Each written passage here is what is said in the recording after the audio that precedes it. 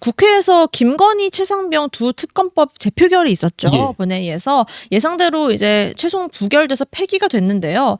최종 표계산을 이렇게 해보니 국민의힘에서 최소한 4명 정도 이탈이 있었던 것 같다. 이런 그렇죠. 해석이 나오고 있어요. 그렇죠. 표계산을 했을 때. 예. 이 정도 규모의 이탈표 어떻게 해석해야 될까요? 그러니까 저는 이제 여러 해석들 저도 막 헷갈리고 해서 사실 방송 전에 우리 기자님하고 얘기했죠. 이야기를 하면서 정리를 했는데 예. 지금 최소 4명인 거잖아요. 그러니까 뭡니까?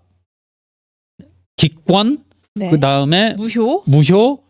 그리고 국민의힘을 제외한 다른 당에서 반대가 있었다라면 그러니까 이런 것들을 다 제외해버리면 다른 당은 모두 다 찬성의 투표 그리고 기권 뭐 무효 이런 것들도 뭐 반대 국민의힘에서는 발생하지 않았다라고 가정했을 때 또 최소가 맞아요. 4표인 거잖아요. 네. 그럼 전 더 커질 수 있다라고 볼 수 있고 네. 예. 이게 저는 무슨 생각이 드냐면 지금 여권에서 특히 용산 대통령실에서 걱정하고 대비하고 하는 것이 무엇에 초점이 맞춰져 있냐면 네. 다음 표결 뭐 맞아요. 민주당은 또 김건희 특검법 다시 또 하겠죠. 의결할 거고 네. 예, 또 약간만 문구 바꿔서 네. 그럼 다시 또 대통령실에서는 거부권 행사할 거고 하겠죠. 다시 또 올라올 거고 제의할 텐데 네. 저는 그걸 준비하는 게 맞냐 대통령실이 다음 표결에서는 어떻게 하면 표단속을 해야 하나 이걸 걱정할 때가 아니라 네. 지금에서는 사과의 수준을 넘어선 그런 대비책이 있어야 되지 않나. 저는 그래요.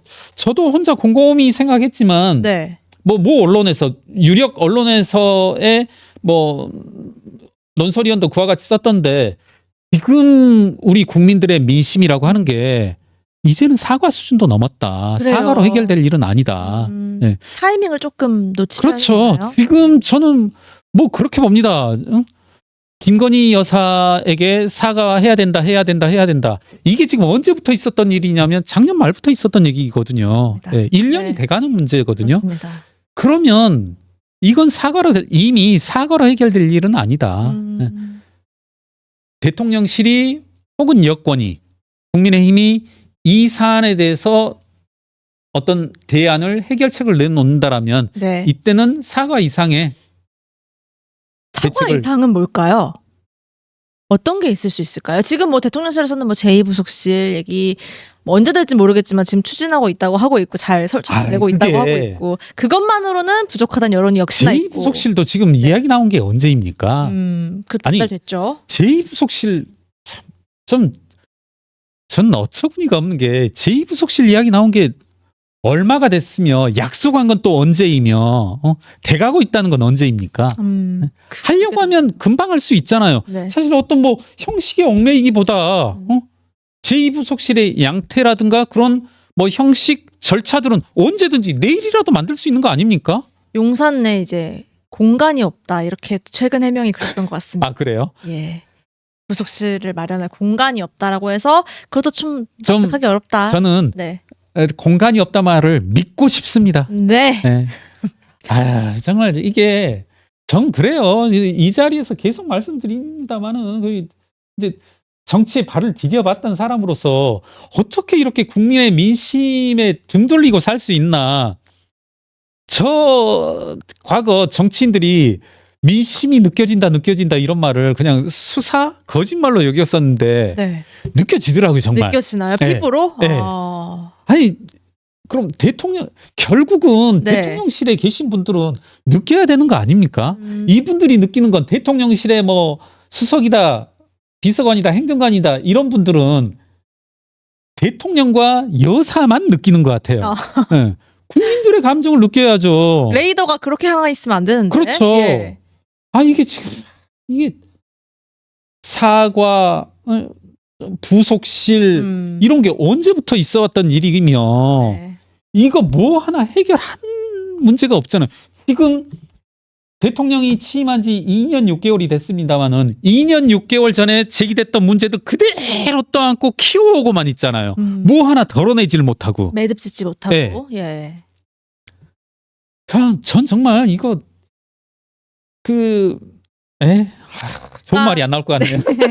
이제 뭐 어쨌든 사과가 좀 늦었다라고 말씀하시면서 시작을 했는데 아직은 뭐 친윤계나 대통령실에서는 이런 마인드가 큰 것 같아요. 사과 검토도 내부적으로 했다고는 하는데 그렇게 기울었던 결론은 결국에 우리가 사과를 하면 끝난다. 사과가 이제 야당에게 빌미를 주는 거고 야당의 공격은 더 세질 거다. 이렇게 결론을 잠정적으로 낸 것 같은 분위기더라고요. 이제 들어보니. 예. 그러니까 이제 라고요. 그런 로직이잖아요. 박근혜 대통령이 사과해서 탄핵했다. 그렇게 시작했다. 네. 이런 마인드인 것 같아요. 또 한편으로는 좀 뭐 깊이 생각해보지 않은 사안인데 사과 안 했어도 탄핵됐었겠죠. 그때 당시 상황은. 사과가 중요한 그게 뭐 결국에는 그렇죠. 스모킹건이 됐다. 뭐 이런 건 아니고 예. 의미가 됐다는 건 아니고. 예. 그 지금 뭐 아니 그러면 사과를 뭐 못한다 할 수 있어요. 뭐 저는 그렇다라고도 봅니다. 뭐 사람이 자존심 문제이기도 하고 뭐 그럴 수도 있는데 그럼 사과 대신에 내놓는 게 뭐냐는 거죠. 네. 부속실이라도 어떤 문제를 했냐는 거죠. 특별감찰관 문제라도 했는지 네. 뭐 하나 하지 않으면서 지금 사과하면 탄핵인다. 사과하면 끝난다. 그간 사과했던 많은 분들은 그럼 뭐였는 건지 조금 그런 문제 해결을 도대체 어떻게 하겠다는 건지 지금 보면은 용산 대통령실의 언급들을 쭉 재구성해 보면 사과하지 않고 뚜벅뚜벅 역사의 길을 걷겠다는 건데. 역사의 평가를 받겠다. 네. 도대체 그렇게 걸어온 길이 2년 6개월이고 그렇게 일을 키워온 거잖아요. 네. 이 자리에서 말씀드렸지만 최상병 사건만 하더라도 누누이 말씀드리지만 최상병 사건 그 사건 자체를 결코 폄하하려는 게 아니라 군 부대 내에서 벌어질 수 없는 일은 아닌 거잖아요. 사건 사고가 있을 수 있고 그것에 대해서 분명히 책임자도 있을 수 있고 또 그 일에 대해서 제대로 대처하지 못한 분들도 있을 수 있는데 이게 이렇게까지 키워온 건 도대체 누구냐는 거죠. 제 말씀은. 특검 얘기가 계속 나오고 이럴 정도로 네. 여야 정쟁의 중심이 되는 정도의 사안이었을까 과연? 그렇죠. 네. 모든 일들이 이렇게 돼버리고 모든 이슈들은 다 묻혀져 버리잖아요.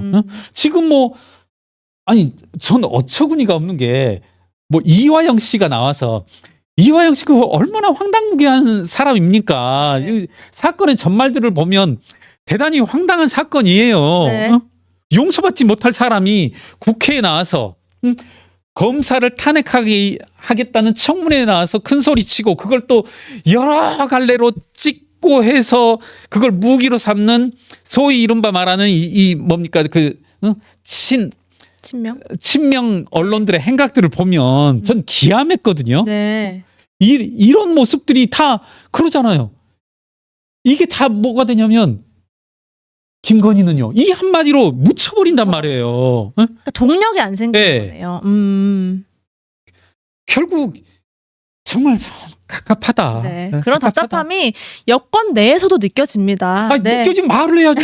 아니 정말 전 국민의힘 의원들 느껴지면 말해야죠. 항상 보면은 다 익명이야. 그러네요. 네, 대통령실 다 익명이야. 자기들이 누릴 건 다 누리면서. 네, 좀 실명으로 당당하게 말해주세요. 네. 다 익명으로 말해. 누구 하나 책임지는 사람 없어요. 근데 저는 그렇게 생각해요. 익명으로 얘기하다가 정권 후반부가 되고 임기 말이 되고 하다 보면은 어쩔 수 없이 권력이 기울게 되고 이러면은 익명이 실명이 되고 더 많은 목소리들이 나올 것 같은데 그럴 텐데 빨리 나와라. 저는 네. 모르겠습니다. 그러니까 이 소위 말하는 여권이 얼만큼의 동력이 있을지 이거 본인들이 지금 하고 있는 행각이 과거를 갉아먹는 게 아니라 또 현재를 갉아먹는 게 아니라 지금 국민의힘의 미래를 다 갉아먹고 있거든요. 지금 이 모습들을 보면 네. 용산 대통령실의 모습, 대처하는 행태들을 보면 국민의힘의 5년, 10년, 20년을 지금 갉아먹어 버리고 있는 거거든요. 이러니까 이해찬 의원의 그런 자신감이 있었던 거고 20년 장기 집권. 그렇죠. 네. 저는 국민의힘을 살릴 수 있는 건 이재명밖에 없다. 이재명, 문재인밖에 없어요 지금. 화타가 와도 못 살리고 네. 지금 문재인에게 뭐가 벌어질지 조국에게 뭐가 벌어질지 그거 말고는 지금 없잖아요. 다들 숨어 살면서 김대남 같은 사람들 기생하게 하면서 김대남의 자양분들 이런 썩은 물들이 먹고 살 수 있는 그런 것들만 제공하면서 살고 있는 거잖아요. 네. 저는 이게 결국은 국민의힘의 불행도 아니고 민주당의 불행도 아니고 국민의 불행이다. 국민의 불행이다. 맞습니다. 결국은 저는 국민의 이 참 저는 가급적이면 좀 싫은 말 나쁜 말을 안 하려고 했는데 정말 국민의힘도 너무 한심하다. 네. 이게 자기들 지금 하루가 본인들의 침묵 속에 진행되고 있는 이런 모습들이 국민의힘에 나아가서 국민의 그리고 우리나라에 1년, 5년, 10년을 갉아먹고 있는 거거든요. 네. 좀 더 제가 자극적으로 이야기해보면 지금 그런 모습들이 민주당의 정권을 미래를 내놓겠다는 거잖아요. 네. 그러면서 아니 정치인들의 말로 하는 거잖아요. 그런데 한 말도 안 해. 말하는 사람 보고는 말하지 말라고 해. 그렇죠. 네. 나 저 국민의힘 정말 어처구니가 없는 정당인 게 제발 저보고 말하지 말아라. 아니 답답하셨잖아요 그때. 맞아요. 아니 그러면 뭐 저를 비상대책위원으로 했으면 그럼 가서 앉아 있으라고 한 건지 빗자루처럼 세워놓으려고 한 건지 그래서 본인들은 지금 빗자루처럼 앉아들만 있는 건지 다 빗자루 1, 빗자루 2, 빗자루 3잖아요 다. 아 그러려면 정치를 왜 한다고 했는지 그냥 자기 집에 있으면 되잖아요. 말씀을 좀 자신감 있게 실명으로 하시길 바라는 이 혁에서님의 답답함을 이야기해 주셨고요. 이화영 전 부지사 네. 그 검사 탄핵 청문회에서 이화영이 주인공이 된 청문회였어요. 예. 그 녹취록도 주진우 국민의힘 의원이 공개를 해서 또 파장이 일고 있단 말이에요. 이거 어떻게 봐야 될까요? 이 녹취록의 요지는 우리가 이화영 부지사가 변호사랑 통화한 건데요. 우리가 이재명 조직을 관리했었고 이해찬 조정식 등 많이 네. 관련이 돼 있는데 그곳의 조직의 비용을 김성태 전 쌍방울 회장이 댔다. 지금 김성태가 이러이러한 폭로를 할까봐 두렵다. 뭐 이런 예. 내용이었어요. 사실은 이게 여러 가지 이제 뭐 자금 문제 이런 것들을 뒷받침하는 증거 아니냐라고 국민의힘 의원이 낸 건데 예. 뭐 야당은 당연히 이제 반박을 하면서 짜집기다 왜곡이다라고 하고 있죠. 어떻게 보셨어요? 이 청문회 전반의 상황. 그러니까 한번 저는 시청자 여러분과 한번 공유하고 싶은 게 당시 청문회가 정확하게는 박상용 검사 탄핵소추 사건 청문회였고 네, 맞아요. 정말 이런 일이 백주에 진행되고 있다는 게 참 웃긴 일인 거죠. 이 과거 같으면 상상도 못할 일이고 네. 이런 일이 벌어질 수 있는 이유가 저는 다시 반복하지만 여권의 행태 때문에 이게 가능한 것이고 정말 또 기함했던 것이 전현희 의원이 뭐라고 했냐면 정말 이제 전현희 의원은 정말 이름 그대로 돼가고 있는 것 같아요. 뭐라고 했냐면 이화영 증인 많이 힘드시지요. 힘내시기 바랍니다. 야당 의원들이 몇 분이 그렇게 네. 비슷한 말을 했어요. 어떻게 맞아요. 국기를 흔든 사람이거든요. 그리고 정말 뭐 황당무계 제가 이 자리 준비해 오진 않았지만 나름대로 이 사건을 추적해 온 사람으로서 네. 뭐 황당무계한 짓을 많이 하신 분이거든요. 이화영 씨. 좀 개인적으로도 약간 알고 있는 사람인데 그렇군요. 이런 사람한테 증인 많이 힘드시지요. 힘내시기 바랍니다. 이게 지금 뭐 하는 짓인지. 그래서 이제 제가 몇몇 주목하고 있는 의원, 네. 그러니까 국민의힘의 몇몇 정말 몇 안 되는 제 역할을 하고 있으신 이제 주진우 의원께서 이제 녹취록을 모르겠습니다. 제가 이제 방송은 보지 못해서 이걸 녹취록을 화면에 띄운 건지 자기를 음성으로 한 건지 모르겠습니다만은 이제 그 부분을 폭로한 거죠. 네. 너 임마 너가 무슨 말을 했냐면 이화영 씨 이제 제가 한번 따와볼게요. 절대 말씀하시면 안 됩니다. 이재명 지사의 재판을 도와줬다는 겁니다. 그러니까 이제 그 의혹들을 맞아요. 이제 이화영의 입에서 나온 거죠. 예. 우리 이른바 알고 있는 변호사비 대납 사건이라든가 그쵸? 이런 것들 어떻게 보면 핵심적인 사건들을 언급한 거죠. 맞아요. 직접 네. 언급.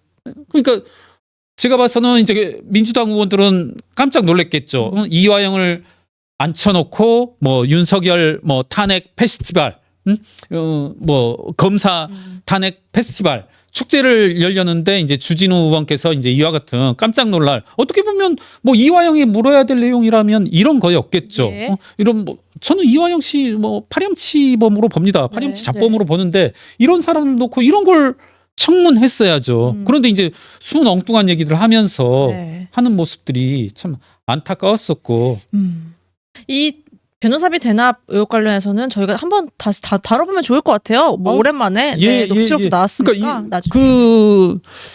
전 그렇게 봅니다. 그러니까 제가 법률 전문가는 아닙니다만은 우리가 대법에서 판결이 나오는 부분을 요만한 원으로 그릴 수 있다라면 뭐 여러분도 잘 아시겠지만 2심, 1심에서 판결 나올 수 있는 부분을 그보다 더 큰 원으로 그리고 네. 검찰이 기소하는 내용은 더 큰 것으로 볼 수 있겠죠. 예. 그리고 뭐냐면 검찰이 기소한 원이 이만큼 큰 원이라고 한다라면 우리가 의혹을 가지고 있고 그리고 또 어떤 사건의 실체라고 하는 부분은 훨씬 더 크거든요. 우리가 뭐 그런 말 하잖아요. 뭐 이 자리에서 할 얘기인지 모르겠습니다만은 뭐 100명의 피의자 뭐 범인을 놓치더라도 한 명의 무고한 사람을 만들어내서는 안 된다. 이건 뭐냐면 이 무한한 사실의 어떤 영역에는 엄청나게 큰 사실의 영역 중에서 극히 일부분만 검찰의 기소라는 내용을 통과하거든요. 네. 그리고 그것 중에 일부만 대법에서 또 판결을 받고 예. 이 원칙은 아마 그걸 것 같아요. 제 생각엔. 뭐냐면 이거 한 명의 무고한 사람을 만들어내지 않기 위해서 그렇죠. 여러 사람의 범인의 심증은 뚜렷하지만 넌 아무리 봐도 범인이 맞아. 뭐 그런 사람 있지는 않겠지만 지자체 박모 의원 뭐 나이 많은 박모 의원 네. 이런 사람들이 그러잖아요. 실제로 이런 사람들 검찰에 기소도 됐고 1심, 2심에서도 판결이 났지만 3심에서 무죄 판결이 나온 이유는 전 그렇게 봐요. 한 명의 무고한 사람을 만들어내지 않겠다라는 뜻으로 그와 같은 뭐 발을 통과한 건데 네. 제가 드리려는 말씀은 이 변호사비 대납 사건도 국민 여러분의 시각으로 봤을 때 이거 너무 황당무계한 거잖아요. 이재명을 이재명이 어마어마한 그 변호인단을 동원하였음에도 불구하고 이재명이 지출했다는 변호사비는 뭐 거의 미미하거나 재산상의 변동이 없었어요. 여러분 잘 아시겠지만 누구였죠? 저 지금 최근에 사면복권 논란을 일으켰었던 김경수 전 지사. 김경수 전 지사는 이제 본인이 해명을 했거든요. 네. 변호사비가 얼만큼 들었다. 제 기억으로 김경수 변호사가 죄송합니다. 김경수 지사가 그래서 재산 신고상에 금액이 엄청나게 줄었습니다. 제가 조사를 못 해서 이제 조금은 막 던지는데 재산이 10매덕이 줄어서 거의 이제 밑바닥에 달하는 것으로 나왔는데 그만큼 비용이 드는군요. 그렇죠. 네. 원래 아니, 그게 맞는데. 그렇죠. 아니 저도 뭐 재벌 관련 사건 뭐 이렇게 많이 견제 감시한다고 하면서 하는데 그럴 때마다 나왔던 것들이 이제 재벌분들의 이 변호사비들 이슈가 나오는데 이게 뭐 아주 사소한 것으로도 억 이렇게 나가거든요. 그런데 이재명 대표는 그 변호사비가 어디로 나갔냐는 거죠. 변동이 없더라. 그렇죠. 그리고 실제로 또 뭡니까? 혹시라도 이제 전 그런 의혹도 제기할 수 있을 것 같아요. 이재명 대표를 변호했던 많은 사람들이 또 공천 되기도 했고 될 뻔하기도 했잖아요. 어떻게 보면 공천을 막았던 건 국민들의 감시와 여론이었었지. 실제로 여러 변호사들 공천 됐다가 이제 다른 의혹 제기들 때문에 탈락되고 있었지. 이재명 대표가 그래서 공권력에 권력에 가까이 가면 안 된다라는 게 이런 모습들이죠. 이 사람은 본인의 어떤 사적 이해관계에 얽혀서 여러 가지 자리 배분이라든가 권력 재산들을 배분할 수 있는 사람이다. 좀 그래서 한번 기왕이 말씀 나온 김에 이화영이라는 사람이 이렇게 그 전현희 의원의 말씀처럼 격려받아야 될 사람인지 우리 한번 시간을 가지고 따져볼 필요가 있을 것 같습니다. 있겠네요. 네. 그래도 아마 주말 중엔 이 뉴스가 가장 화제와 논란이 되지 않았나 싶습니다. 문재인 전 대통령의 딸 다혜 씨의 만취 음주운전 소식이죠. 네. 보셨죠, 기사님? 그렇습니다. 네. 지금 뭐 우리나라가 이제 CCTV 공화국인데 예. CCTV도 많이 이제 공개가 되고 그러니까요. 음주운전 전후 상황들이 여실히 나오더라고요. 뭐 식당에 뭐 들어가는 장면, 네. 나온 장면, 운전하는 거, 예, 그랬죠. 차선 뭐 이렇게 네. 다 나오더라고요. 지난 토요일 새벽이었는데요. 용산구 이태원 일가에서 이 캐스퍼 차량을 운전하던 중에 차선을 변경하다가 뒤따라오던 택시와 부딪혔어요. 네. 네, 출동한 경찰이 확인을 했겠죠. 그러니까 예. 음주 운전인 게 밝혀졌는데 혈중 알코올 농도가 0.149%. 이거 면허 취소 수준의 만취 상태더라고요. 1.4 정도면 제가 알기로 이거 엄청나게 많지. 네, 0.4. 뭐 온라인 댓글들 보면 뭐 소주 한 병이다 두 병이다 나오는데 그 이상이다. 제가 알기로는 이거 네. 3병 4병 이 정도 돼야 될 걸요. 그런 얘기도 예, 있더라고요. 예, 예. 예. 그렇죠. 네, 그래서 그러니까 아주 뭐 만취라고 할 진짜. 수 있는 수준 이상이 되겠죠. 그런 것 같아요. 그래서 일단 농도 자체도 면허 취소 최고 수준의 만취 상태로 나왔고요.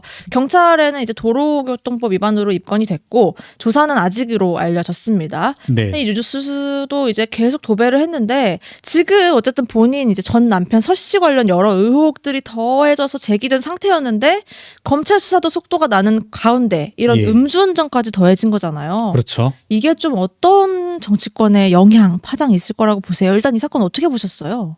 뭐 이 자리를 통해서 문재인 대통령 혹은 뭐 이제 문다혜 씨 나아가 이제 김정숙 여사에 대한 여러 가지들을 언급한 상황에서 또 이런 사고를 보니까 또 좀 기분이 솔직히 말씀드리면 좀 좋지만은 않더라고요. 그렇죠. 예, 예.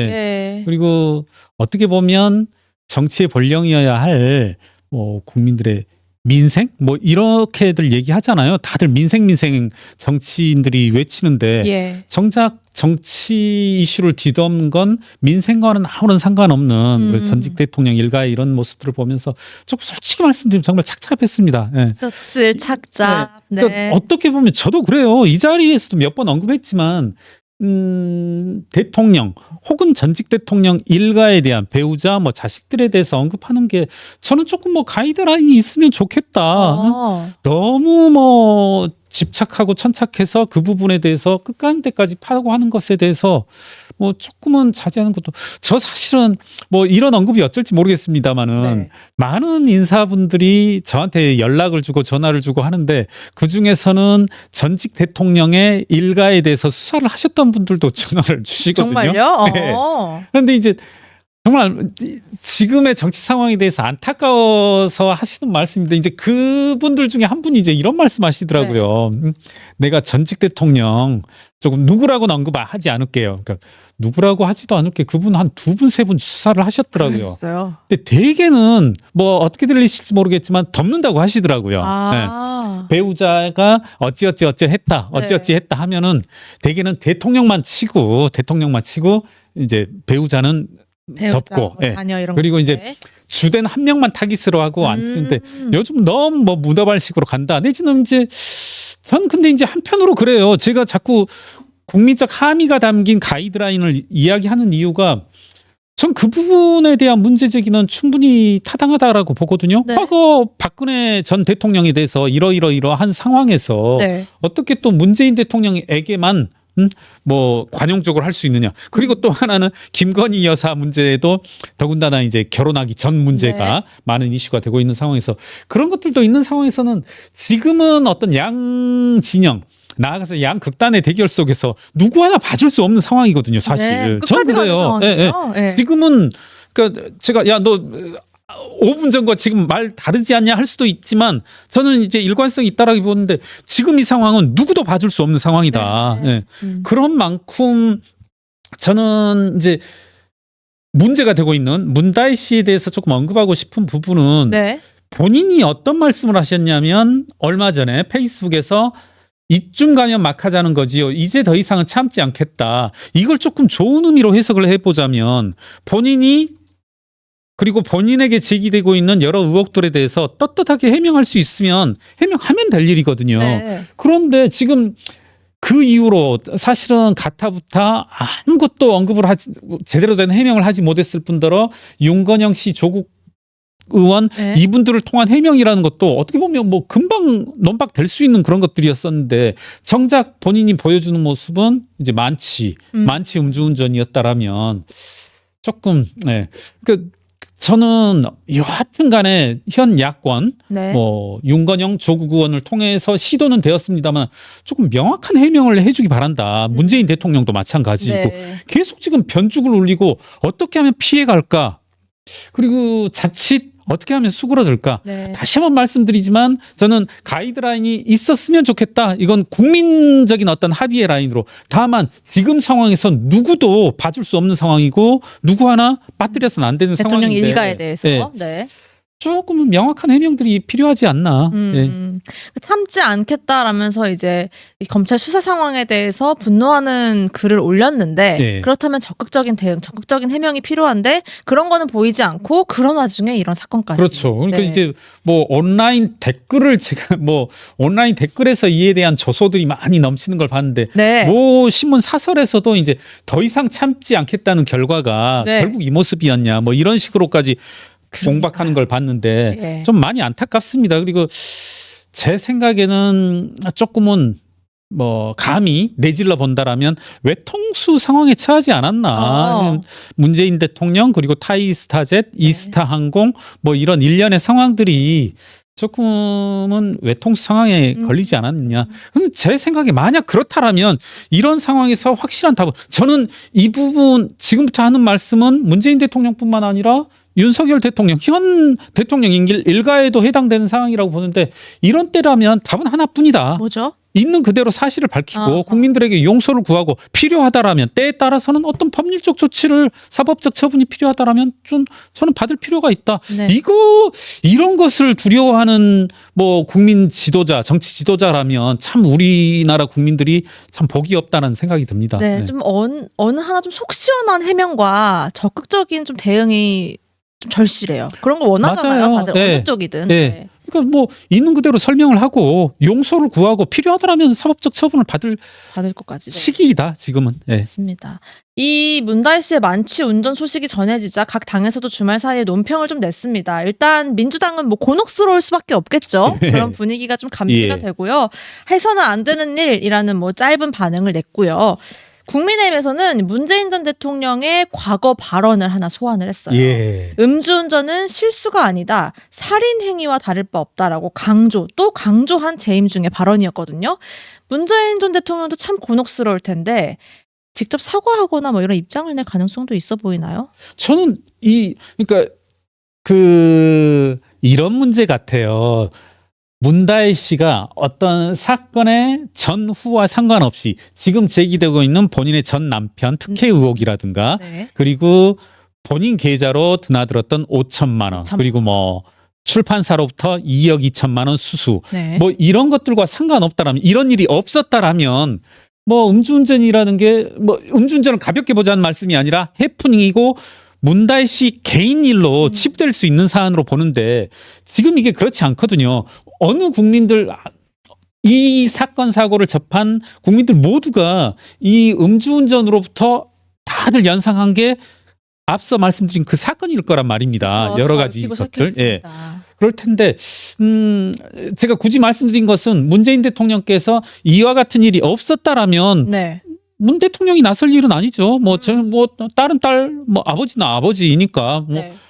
문다혜 씨 스스로가 원팡 책임져야 될 뭐 본인의 어떤 삶이라고 할 수 있는데 지금의 이 사건들 국민들이 바라보는 시각이 이미 이 문다혜 씨가 이태원에서 음주운전 이것만 바라보는 것이 아니니까 아까 말씀이 다시 반복되는 건데 저는 총체적인 사건 전말에 대해서 이야기하고 네. 용서를 구하고 그게 유일한 답이다. 네, 전 그렇게 봅니다. 네. 네. 워낙 이제 우리가 거의 몇 달에 걸쳐서 이 의혹들을 문재인 전 대통령의 일가에 대한 의혹들을 다룬 만큼 정말 많은 게 얽히고 설켜 있는데 참 깔끔하게 이제 결과가 나오는 게 아직은 없네요. 네, 해명이나 맞아요. 이런 것들이. 근데 이게 뜻밖의 장외 신경전으로 번지기도 했는데요. 제가 주목한 거는 이게 소위 문재인 전 대통령의 팬덤은 문다혜 씨를 옹호하고 나섰죠. 검찰이 괴롭혀서 심정적으로 좀 미약했던 상태였다. 이렇게 얘기를 하고 얼마나 괴롭혔으면 그랬겠냐. 이렇게 얘기를 하는 일부 팬덤이 또 있고. 그런데 이제 이재명 민주당 대표의 팬덤 개딸이라 불리죠. 이분들은 검찰이 압박했다고 다 술 먹고 운전하냐라고 했는데 뭐 여기까지는 뭐 오케이. 근데 이제 검찰에 시달리면서도 굳건한 이재명 대표를 봐라. 얼마나 멘탈이 강하냐. 이 대표의 멘탈은 뭐 이순신 장군이다. 뭐 이렇게 두둔하기도 했다고 하더라고요. 뭐 이런 장외 설전까지 번지는 현상 어떻게 봐야 할까요? 참 그러니까 기막히고 코막히다고 하나요? 그러니까 이재명은 검찰에 시달려도 굳건하다. 어떤 범죄 혐의자가 어떻게 보면 지금 몇몇 가지는 1심에서 판결이 나왔고 이재명 대표 주변의 핵심 증언, 핵심적인 역할을 했던 5명이 이제 스스로 목숨을 끊었잖아요. 이런 일에 대해서 이재명 대표의 어떤 모습을 굳건하다라고 할 수 있는지 우리가 뭐 특정인을 거론해서 그렇습니다마는 순천에서 이 살인 사건 박대성 씨가 네. 나와서 이제 뭐 입꼬리가 올라가며 웃는 모습을 연상케 했다. 이런 걸 보면서 굳건하다고는 하지 않잖아요. 네. 네. 그래서 전 이재명 대표의 모습을 굳건하다 이렇게 표현하는 건 조금은 아니지 않나. 그러니까 참 그분들의 어떤 근본적인 시각 정서를 대별하는 표현 아닌가. 이 굳건이란 말이 이재명 대표가 굳건하면 박대성 씨도 굳건한 모습이죠. 참 어허. 의기양양하고 참 어떤 어려운 상황에서도 본인의 어떤 뭐랄까요 그런 아하. 의기를 잃지 않는 모습이다. 이렇게 말해도 되는 건가? 뭐 예, 예. 그래서 조금은 이 이재명 지지그룹, 뭐 친문 지지그룹, 뭐 여권도 마찬가지겠습니다만은 조금은 전 그런 말들 이렇게 이름을 지우고 한번 사람들 사건 아하, 사고를 네. 좀 봐라, 살펴봐라. 전 참 이재명 씨가 그렇게 주변에서 사람들이 죽어나가고 그리고 본인들의 혐의가 입증이 되어지고 1심 판결이 나고 했는데도 반대되는 본인 뭐 어떤 미러링 되는 사건에 대해서 웃고 히히덕대고 하는 모습을 보면서 굳건하다. 우린 그럴 때 굳건하다는 표현을 쓰지 않고 대개는 그렇게 사이코패스라고 하지 않나요? 예. 아니 뭐 상식적인 시각을 말씀드리는 네, 겁니다. 네. 어떤 사람들은 굳건하다고 볼 수도 야권이나 뭐 이재명 대표의 팬덤은 어쨌든 이재명 대표가 검찰에 의해서 시달리고 있고 탄압이라는 이제 생각을 갖고 있기 때문에 이 국권이라는 표현이 네. 그래서 나올 수 있는 것 같아요. 네. 그러니까 문재인, 이재명 이 두 분의 팬덤이 참 사이가 안 좋잖아요. 이 역사가 긴데 이것도 한번 여유 시간에 다뤄보면 그렇죠. 나중에 흥미로울 것 같다는 생각이 들고요.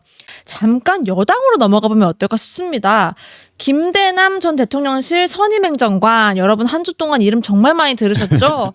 이른바 한동훈 대표 공격사주 논란이 있었는데요. 파장이 상당했습니다. 서울의 소리 이명수 기자와의 녹취가 공개된 거였죠. 많이들 아실 텐데 뭐 한동훈 공격할 거리 좀 찾아보라 라면서 의혹을 하나 네. 던져주기도 했고요. 예. 김건희 여사가 한동훈 대표 때문에 뭐 죽으려 한다. 한 대표가 김 여사에게 무릎을 꿇었다. 이런 네. 말들을 굉장히 오랜 시간 통화를 하면서 네. 이야기를 했더라고요.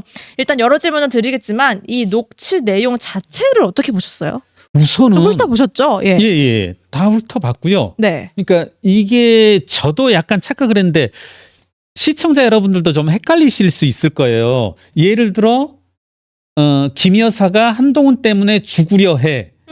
한동훈 무릎 꿇었다. 그리고 또 방금 말씀하셨지만 뭐였었죠? 김건희 여사가 거식증에 걸렸다. 네. 이 말이 예. 김 여사가 한동훈 때문에 죽으려 한다. 이게 다른 녹취록이더라고요. 녹취록이 여러 개군요. 네. 그 이 서울의 소리는 그럼 그거군요. 그 의혹. 그렇습니다. 여론조사 그렇습니다. 이거죠. 네. 예. 예. 그러니까 오늘자 뭐 굳이 찾아보시지 말고 김어준의 그 다스베이다인가요? 다스베이다 말고 뭐 김어준 씨 나오는 무슨- 오늘 새로운 기자가 한 명 나왔고 그 기자가 이제 새로운 녹취록을 또 깐 겁니다. 아, 근데 여러분 야 그거 김경률도 지금 네가 말하고 있는 거 오늘 나온 게 아니라 3일 전에 5일 전에 나왔던 거야. 맞아요. 근데 그때 그 기사를 쭉 읽어보면 여러분들도 무슨 생각을 했을 거냐면 그 종전 서울의 소리와 김대남과의 인터뷰에서 그런 내용이 나왔다라고 생각할 수 있는데 통화에서? 이게 다 이 새로운 매체 아하. 여러분들 모르실 텐데 뉴스버스 기자와의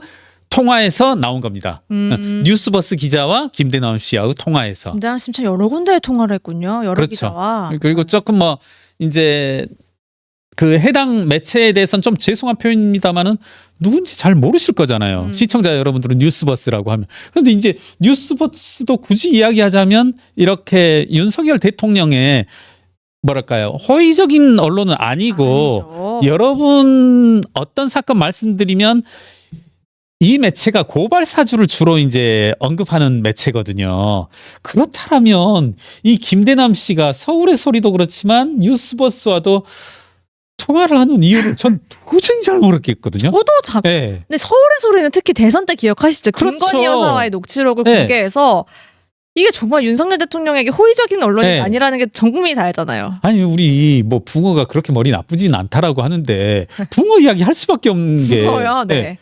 이 미끼 이렇게 물었으면 그렇게 곤욕을 치렀으면 죽느냐 사느냐 곤욕을 치렀으면 안 물어야 되는데 똑같은 걸 또 물고 또 물고 또 물고 하는 거 보면 그러니까 저는요 이 김대남 씨 이분 네. 역학조사 해야 된다. 어떻게 해서 들어왔는지 어떻게 해서 아, 저 한번 여러 번 봤어요. 김대남 오늘도 한번 인터넷 검색을 해봤거든요. 어떻게 해서 이분이 대통령실에 들어오게 됐는지 네. 이 부분도 지금 명확한 답이 없잖아요. 오, 희미하군요. 이건 뭐 일각에서는 뭐 나경원 의원이 그런 비슷한 말씀을 하셨는데 이걸 왜 조사하냐? 이건 그렇죠. 갈등만 부추길 뿐. 결국은 상대방 적인 민주당을 좋게 할 뭐 민주당의 어떤 뭡니까 함정에 빠져든 빠진 격이다. 거다. 뭐 이런 식으로 말씀을 하셨는데 그렇다고 해야 될 일을 안 할 수는 없잖아요. 이분 딱 마인드가 그러니까 그런 추이들을 잘 읽은 대표된 분이신데 네. 야, 봐가지고 적당하게 타이밍 봐서 갈아타겠다. 적당한 때 봐가지고 지방자치제 선거가 나오면 강남구청장 선거에 나섰다가 총선이 나오면 용인갑 선거에 나섰다가 이분은 뭐든지 하실 분이신 것 같아. 어허. 그러니까 이렇게 여론의 추이라든가 그리고 본인의 입에 본인의 귀에 달달한 것을 말해주고 본인 귀에 본인의 달달한 말을 잘 들어줄 그런 기자들을 찾아 나서는 사람들인데 네. 이 사람 진짜 제가 농담으로 하는 게 아니라 어떤 경로로 누구 소개로 왔는지 좀 따져볼 필요가 있다. 그것도 네, 봐야겠네요. 신지호 전 의원이 이제 뭐라고 하셨냐면 자기는 중개시키는 역할밖에 없다. 아니 네. 근데 저는 한편으로 든 생각이 소개라고 하는 게 중개잖아요. 네. 네. 그러니까 아니, 저는 무슨 생각이 들었냐면 신지호 의원의 답변이 본인이 소개해줬다라고 말하는 거잖아요. 연결 소개. 네. 네. 아니, 제가 뭐 국민의힘을 가더라도 어디 뭐 민주당을 가더라도 정의당을 가더라도 다 누군가가 연결해줘서 가는 건데 그런 의미에서 저는 좀 신지호 의원도 조금은 보다 상세한 답변을 할 필요가 있지 않나. 누군가로부터 들어서 누군가가 추천하길래 전달해줬을 뿐이다라고 하는데 추천이라는 게 그런 거잖아요. 그렇죠. 그럼 그 정황을 다 알고 네. 있다는 거니까. 본인이 어떤 레퍼런스를 가지고 어떤 확신이 들었길래 위로 추천해줬다. 이 정도는 좀 해명해줘야 되지 않나. 한동훈 대표 측이 이 사안에 대해서 어떤 명확한 해명을 사건의 실체를 입증하려는 한은 조금은 신지호 의원께서도 보다 넓은 답을 보다 깊은 답을 할 필요가 있다. 그렇죠. 지금 상황에서.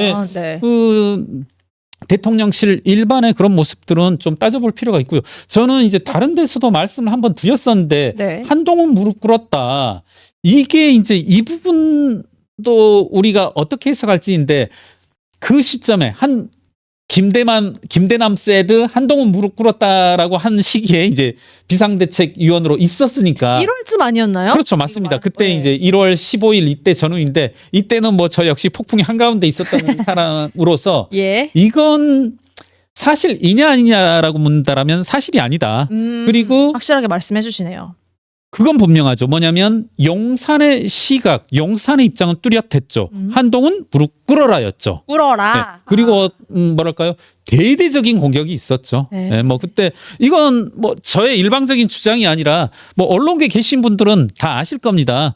뭐 무지막지한 무차별적인 이제 찌라시 배포가 있었고 또 이제 항상 우리 신용그룹에서 이용하는 그 갈고리들, 갈고리 역할을 할 수 있는 친한 매체의 찌라시성 기사를 유포시키고 나서 그걸 이제 근거로 해서 공격들이 대대적으로 이어졌는데 제가 아는 전말이라고 한다라면 이건 시청자분들이 듣기에 따라서 일정 부분 뭐 평가를 하고 뭐 사실에 근거한 것이 아니라 저의 평가라는 부분도 있을 수 있는데 저는 그렇게 말씀드리고 싶어요. 그러니까 정리하자면 한동훈 무릎 꿇었다에 대한 것은 분명한 건 용산의 기본적인 시각 그리고 바람이었었고 아하. 적어도 한동훈 대표는 그러지 않았다. 뭐 그 전말은 쭉 아실 테고요. 이 녹취록에 나온 김대남의 한동훈이 무릎 꿇었다라는 거는 무릎을 꿇길 바라는 용산의 대통령실의 바람이 담긴 것이지 사실과 다르다. 백사님 보시기엔 이렇게 말씀을 해주신 거고요.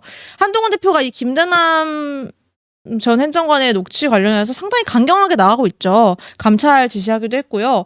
법적 조치까지 필요하면 하겠다라고 예고를 한 상황이어서 그만큼 중요한 사안으로 보고 있는데 아까 잠깐 말씀하셨다시피 뭐 나경원 의원 같은 경우에는 왜 이를 키우느냐. 예. 한동훈 대표 일 키우고 시끄럽게 키우는 것이 오히려 해당이다 이렇게 얘기를 했고요. 예. 홍준표 시장님 등장하셨습니다. 뭐 쫌생이나 하는 짓이다라고 네. 이렇게 직격을 하셨네요. 이런 목소리가 계속 나오는 게 한 대표로서는 참 탐탁지 않을 것 같아요. 왜 나오는 거예요, 이런 목소리가?